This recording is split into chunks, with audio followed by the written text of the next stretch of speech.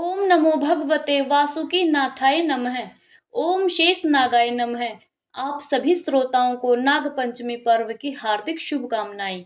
आज कथा श्रवण से पहले हम सभी नाग देवताओं का ध्यान करते हैं, जो सृष्टि की रक्षा करने वाले पाताल लोक के अधिपति भगवान शिव के गले और भुजाओं के आभूषण हैं। हे अनंत, वासुकी, तक्षक, करकोटक, पद्म, महापद्म, शंख, कुलिक और अन्य सभी नागों, यदि हमारे वचनों, कर्मों या विचारों से कोई भूल हो गई हो तो हम आपसे क्षमा याचना करते हैं। हे नाग देवता, आप सदा हमारे कुल की रक्षा करें, सर्प दोष दूर करें और हमारे जीवन में सुख समृद्धि की वर्षा करें। प्रिय श्रोताओं, आज हम श्रावण मास के शुक्ल पक्ष की पंचमी तिथि पर श्रद्धा और भक्ति से परिपूर्ण होकर नाग पंचमी व्रत की कथाओं का पावन श्रवण करने जा रहे हैं। और कथाओं का शुभारंभ हम नागेश्वर ज्योतिर्लिंग की दिव्य महिमा से करेंगे, जो स्वयं भगवान शिव द्वारा नागों की रक्षा के लिए स्थापित किया गया था। यह वही पवित्र स्थान है जहां भगवान शिव ने सर्पदंश से पीड़ित भक्त की पुकार सुनकर स्वयं प्रकट होकर जीवन दान दिया और नागों को अपना अभिषेक रूप में स्वीकार किया। नागेश्वर ज्योतिर्लिंग का यह दिव्य स्मरण हमें सिखाता है कि शिव और नागों का संबंध केवल प्रतीकात्मक नहीं बल्कि गहरा आध्यात्मिक और कर्म बंधन से भी जुड़ा है। नाग पंचमी केवल एक व्रत या परंपरा नहीं है, यह एक संदेश है कि हमें प्रकृति की हर जीवात्मा का आदर करना चाहिए, चाहे वह भूमिगत हो या आकाशगामी। यह व्रत परिवार की रक्षा, संतानों की दीर्घायु और कुल परंपरा की शुद्धता के लिए किया जाता है।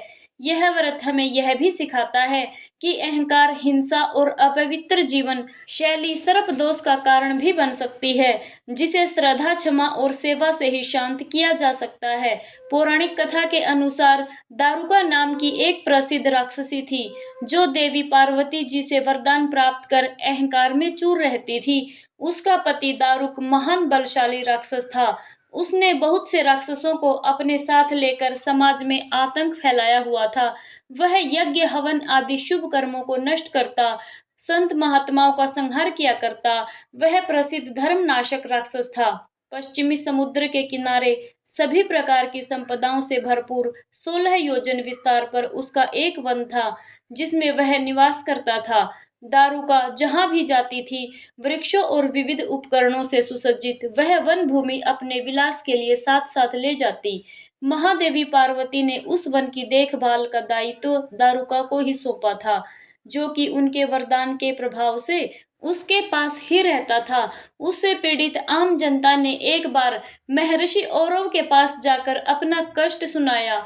शरणागतों की रक्षा का धर्म पालन करते हुए महर्षि औरव ने राक्षसों को श्राप दे दिया। उन्होंने कहा, जो राक्षस इस पृथ्वी पर प्राणियों की हिंसा और यज्ञों का विनाश करेगा, उसी समय वह अपने प्राणों से हाथ धो बैठेगा। महर्षि और द्वारा दिए गए श्राप की सूचना जब देवताओं को पता चली, तब उन्होंने दुराचारी राक्षसों पर चढ़ाई कर दी। राक्षसों पर भारी संकट आन पड़ा। यदि वे युद्ध में देवताओं को मारते हैं तो श्राप के कारण स्वयं मर जाएंगे, और यदि उन्हें नहीं मारते हैं तो पराजित होकर स्वयं ही भूखे मर जाएंगे। उस समय दारुका ने राक्षसों को सहारा दिया और भवानी के वरदान का प्रयोग करते हुए वह संपूर्ण वन को लेकर समुद्र में जा बसी। इस प्रकार राक्षसों ने धरती को छोड़ दिया और निर्भयता पूर्वक समुद्र में निवास करते हुए वहां भी प्राणियों को सताने लगे। एक बार धर्मात्मा और सदाचारी सुप्रिय नामक शिव भक्त वैश्य था। जब वह नौका पर सवार होकर समुद्र में जल मार्ग से कहीं जा रहा था, उसी समय दारुक नामक एक भयंकर बलशाली राक्षस ने उस पर आक्रमण कर दिया। राक्षस दारुक ने सभी लोगों सहित सुप्रिय का अपहरण कर लिया और अपनी पुरी में ले जाकर उसे बंदी बना लिया। क्योंकि सुप्रिय शिवजी के अनन्य भक्त थे, इसलिए वह हमेशा शिवजी की आराधना में तन्मयता से लगे रहते थे। यहाँ तक कि कारागार में भी उनकी आराधना बंद नहीं हुई और उन्होंने अपने अन्य साथियों को भी शिवजी की पूजा के प्रति जागरूक कर दिया और वे सभी शिव भक्त बन गए। इस प्रकार कारागार में शिव भक्ति का ही बोलबाला हो गया। इधर जब इसकी सूचना राक्षस दारुक को मिली तो वह क्रोध में उबल उठा। उसने देखा कारागार में सुप्रिय ध्यान लगाए बैठा है, तो उसे डांटते हुए बोला, वैश्य, तू आंखें बंद करके मेरे विरुद्ध कौन सा षड्यंत्र रच रहा है। वह जोर जोर से चिल्लाता हुआ सुप्रिय को धमका रहा था, लेकिन उन पर कुछ भी प्रभाव नहीं पड़ा। घमंडी राक्षस दारुक ने अपने अनुचरों को आदेश दिया कि इस शिव भक्त को मार डालो। अपनी हत्या के भय से भी सुप्रिय नहीं डरे और वह संकट मोचक भगवान शिव को पुकारने में ही लगे रहे कि देव, आप ही हमारे सर्वस्व हैं, आप ही मेरे जीवन और प्राण हैं। इसी प्रकार सुप्रिय वैश्य की प्रार्थना को सुनकर भगवान शिव एक बिल से प्रकट हो गए। उनके साथ ही 4 दरवाजों का एक सुंदर मंदिर भी प्रकट हुआ। उस मंदिर के मध्य भाग में एक दिव्य ज्योतिर्लिंग प्रकाशित हो रहा था तथा शिव परिवार के सभी सदस्य भी उसके साथ साथ विद्यमान थे। वैश्य सुप्रिय ने शिव परिवार सहित उस दिव्य ज्योतिर्लिंग का दर्शन किया और पूजन किया।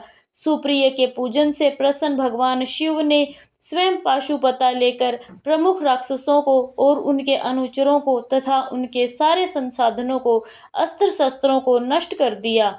लीला करने के लिए स्वयं शरीर धारण करने वाले भगवान शिव ने अपने भक्त सुप्रिय आदि की रक्षा करने के बाद उस वन को भी यह वरदान दिया कि आज से इस वन में ब्राह्मण, क्षत्रिय, वैश्य तथा शूद्र इन चारों वर्णों के धर्मों का पालन किया जाएगा। इस वन में शिव धर्म के प्रचारक श्रेष्ठ ऋषि मुनि ही निवास करेंगे और यहाँ तामसिक दुष्ट राक्षसों के लिए या इस प्रकार की प्रवृत्तियों के लिए कोई स्थान नहीं होगा।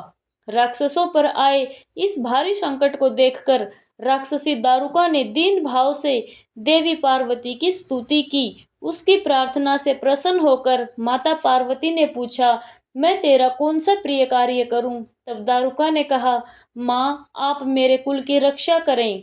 तब देवी पार्वती ने उसके कुल की रक्षा का आश्वासन देते हुए भगवान शिव से कहा, हे नाथ, आपकी कही हुई बात इस युग के अंत में सत्य होगी। तब तक यह तामसिक सृष्टि भी चलती रहे, ऐसा मेरा विचार है। फिर माता पार्वती शिव जी से आग्रह करती हुई बोली, हे प्रभु, मैं भी तो आपके आश्रम में रहने वाली हूँ, आपकी ही हूँ, इसलिए मेरे द्वारा दिए गए वचन को आप प्रमाणित करें। यह राक्षसी दारुका राक्षसियों में बलिष्ठ मेरी ही शक्ति तथा देवी है, इसलिए यह राक्षसों के राज्य का शासन करेगी और यह राक्षसों की पत्नियां अपने राक्षस पुत्रों को पैदा करेंगी जो मिलजुल कर इस वन में निवास करेंगे, ऐसा मेरा विचार है। माता पार्वती के इस प्रकार के आग्रह को सुनकर भगवान शिव ने उनसे कहा, हे प्रिय, तुम मेरी भी बात सुनो। मैं भक्तों का पालन और उनकी सुरक्षा के लिए प्रसन्नता पूर्वक इस वन में निवास करूंगा। जो भी मनुष्य वर्णाश्रम धर्म का पालन करते हुए श्रद्धा भक्ति पूर्वक मेरा दर्शन करेगा, वह चक्रवर्ती राजा बनेगा। कलयुग के अंत में तथा सतयुग के प्रारंभ में महासेन का पुत्र वीरसेन राजाओं का महाराज होगा। वह मेरा परम भक्त तथा बड़ा पराक्रमी होगा। जब वह इस वन में आकर मेरा दर्शन करेगा, उसके बाद वह चक्रवर्ती सम्राट हो जाएगा। इसके बाद बड़ी बड़ी लीलाएं करने वाले शिव जी पार्वती जी ने आपस में हास विलास की बातें की और वहीं पर स्थित हो गए। इस प्रकार शिव भक्तों के प्रिय ज्योतिर्लिंग स्वरूप भगवान शिव नागेश्वर कहलाए और देवी पार्वती भी नागेश्वरी के नाम से विख्यात हुई। इसी प्रकार शिव ज्योतिर्लिंग के रूप में प्रकट हुए जो तीनों लोकों की कामनाओं को पूर्ण करने वाले हैं। नागेश्वर ज्योतिर्लिंग के दर्शन करने के बाद जो कोई भी मनुष्य उसकी उत्पत्ति और महात्म्य संबंधी कथा को सुनता है, वह समस्त पापों से मुक्त हो जाता है तथा संपूर्ण भौतिक और आध्यात्मिक सुखों को प्राप्त करता है तथा उसके सर्प दोष आदि सारे दोष भी दूर हो जाते हैं। सभी प्रेम से बोलिए नागेश्वर ज्योतिर्लिंग की जय। अब सुनिए नाग पंचमी व्रत की मुख्य कथा। प्राचीन समय की बात है, एक नगर में एक धनवान सेठ रहता था। उसके 7 बेटे और 7 बहुएं थी। सभी बहुएं अपने परिवार में प्रेम और मिलजुल कर रहती थी। सबसे छोटी बहू बहुत ही सुशील, दयालु और संस्कारी थी। उसके मन में एक दुख था कि उसका कोई सगा भाई नहीं था। एक दिन बड़ी बहू ने कहा, आज घर को लीपने के लिए पीली मिट्टी लानी है, चलो। सभी बहुएं मिलकर मिट्टी लेने चली गई। सभी बहुएं डलियां और खुरपी लेकर मिट्टी खोदने चली गई। वे मिट्टी खोद ही रही थी कि अचानक मिट्टी के अंदर से एक बड़ा नाग निकल आया। नाग को देखते ही बड़ी बहू डर गई और उसे मारने के लिए खुरपी उठाने लगी। तभी छोटी बहू ने उसे रोकते हुए कहा, बहन, इसे मत मारो। इस बेचारे ने हमारा आखिर क्या बिगाड़ा है? यह भी तो भगवान का बनाया हुआ जीव है। छोटी बहू की बात सुनकर बड़ी बहू रुक गई। नाग एक ओर जाकर बैठ गया। छोटी बहू ने नाग को देखकर मन ही मन कहा, मेरे तो कोई भाई नहीं है, आज से मैं आपको ही भाई मानती हूँ। फिर उसने नाग से कहा, नाग भैया, हम अभी घर जा रहे हैं, आप यहीं रहना, मैं वापस आऊंगी। लेकिन घर पहुंचने के बाद छोटी बहू घर के कामकाज में ऐसी व्यस्त हुई कि वह नाग से किया हुआ वादा भूल गई। अगले ही दिन अचानक उसे अपना वादा याद आया। वह तुरंत उस जगह पर पहुंची। उसने देखा कि नाग वही उसका इंतजार कर रहा था। छोटी बहू ने हाथ जोड़कर कहा, भैया, मुझे क्षमा कर दीजिए, मैं अपना वादा भूल गई थी। नाग देवता ने कहा, बहन, तुमने मुझे जीवन दान दिया और मुझे अपना भाई माना, इसलिए आज से मैं तुम्हारा भाई हूँ। फिर नाग देवता उसे अपने घर ले जाने के लिए आए। जब छोटी बहू उनके साथ चलने लगी तो नाग देवता ने कहा, बहन, रास्ते में जहाँ तुम्हें चलने में कठिनाई हो वहां मेरी पूंछ पकड़ लेना, डरना मत, मैं तुम्हारी रक्षा करूंगा। छोटी बहू ने उनकी बात मानी और नाग देवता की पूंछ पकड़कर उनके साथ चल पड़ी। कुछ समय बाद वे नागलोक पहुंचे। वहां का वैभव देखकर छोटी बहू आश्चर्यचकित रह गई। नाग देवता ने अपनी माता से कहा, माँ, यह मेरी बहन है, इसने मुझे बचाया था और मुझे भाई माना है। नाग माता ने छोटी बहू का प्रेम से स्वागत किया। कुछ समय तक छोटी बहू वहीं रही। एक दिन उसने भूलवश नाग भैया को गर्म दूध दे दिया। नाग का मुंह जल गया। नाग माता को बहुत क्रोध आया, लेकिन नाग देवता ने अपनी बहन की भूल को क्षमा कर दिया। उन्होंने कहा, बहन ने जानबूझकर ऐसा नहीं किया, इसे क्षमा कर दीजिए। फिर नाग देवता ने अपनी बहन को बहुत सा सोना, चांदी और उपहार देकर विदा किया। जब छोटी बहू अपने घर लौटी तो उसके साथ बहुत सा धन, सोना, चांदी और सुंदर आभूषण थे।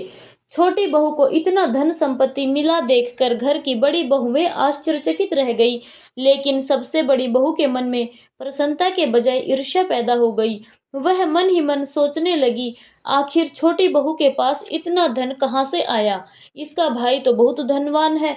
अगर वह अपनी बहन को इतना धन दे सकता है तो उसे और भी धन देना चाहिए। एक दिन बड़ी बहू ने छोटी बहू से कहा, तुम्हारा भाई इतना धनवान है, उससे कुछ और धन मंगवाओ। छोटी बहू ने अपने नाग भाई से कुछ नहीं मांगा, लेकिन नाग देवता ने अपनी बहन की बात सुन ली। उन्होंने अपनी बहन के लिए बहुत सी वस्तुएं सोने की बनाकर भेज दी। यह देखकर बड़ी बहू ने फिर कहा, इतनी सारी सोने की वस्तुएं हैं, इन्हें साफ करने के लिए झाड़ू भी तो सोने की ही होनी चाहिए। नाग देवता ने अपनी बहन की सहायता करते हुए सोने की झाड़ू भी भिजवा दी। अब छोटी बहू के घर में सोने की झाड़ू और अन्य बहुमूल्य वस्तुओं की चर्चा होने लगी। इसी बीच नाग देवता ने अपनी प्यारी बहन को हीरे और मणियों से जड़ा हुआ एक अद्भुत हार दिया। वह हार इतना सुंदर और चमकदार था कि जिसने भी उसे देखा उसकी प्रशंसा करने लगा। धीरे धीरे उस हार की चर्चा पूरे नगर में फैल गई और राजा रानी के महल तक पहुंच गई।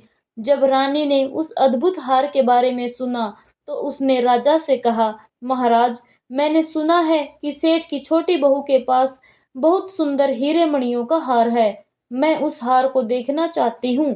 राजा ने तुरंत अपने मंत्री को बुलाया और कहा, जाओ, सेठ की छोटी बहू का वह हार लेकर महल में आओ।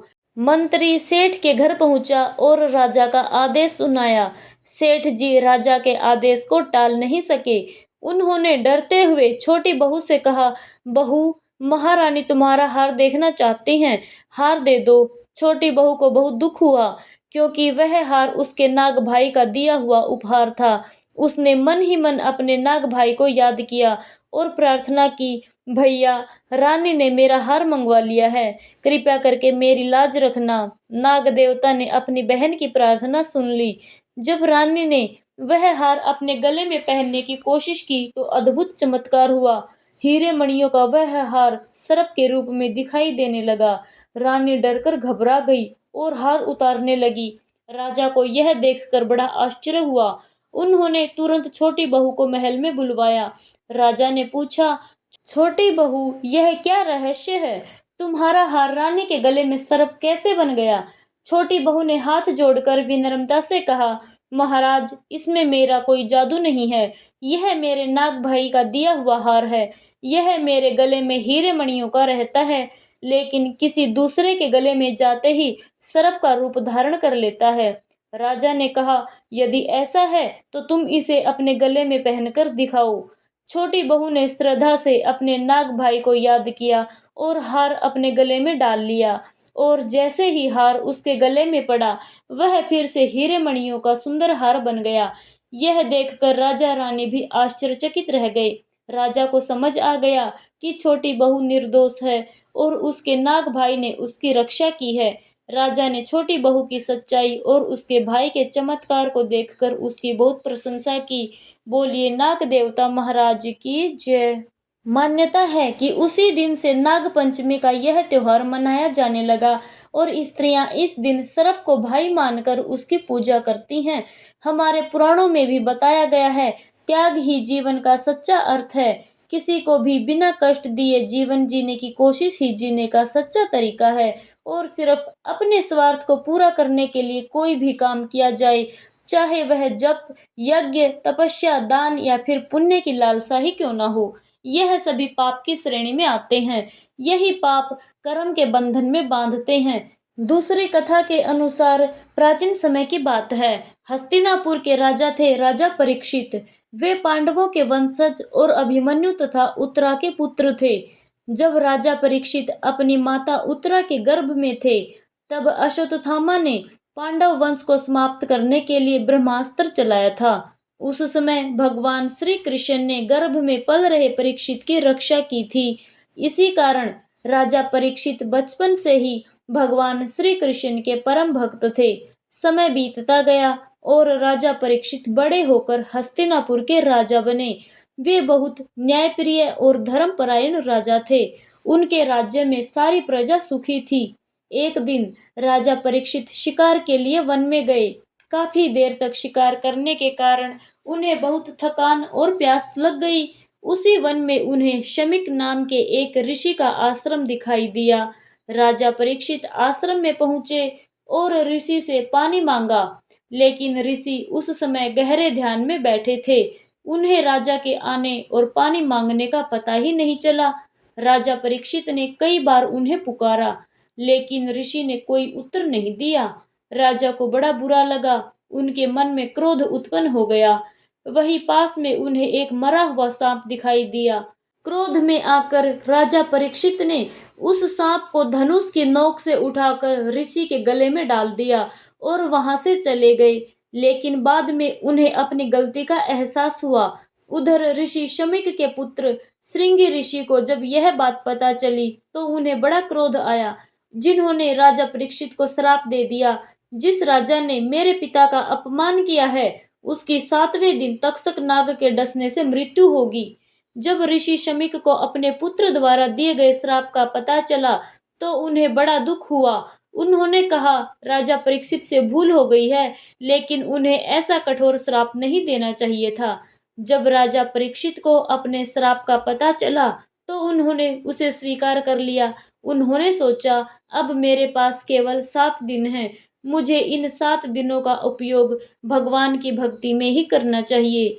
राजा ने अपना राज्य अपने पुत्र जन्मेजय को सौंप दिया और गंगा नदी के तट पर जाकर बैठ गए। वहां अनेक महान ऋषि मुनि एकत्रित हुए। तभी वहां शुकदेव जी आए। राजा परीक्षित ने हाथ जोड़कर उनसे पूछा, हे प्रभु, मेरे जीवन के केवल 7 दिन ही शेष हैं। मुझे इन 7 दिनों में क्या करना चाहिए? मनुष्य को मृत्यु के समय क्या स्मरण करना चाहिए? शुकदेव जी ने राजा परीक्षित को भगवान श्री कृष्ण की कथा और श्रीमद् भागवत का ज्ञान सुनाना शुरू किया।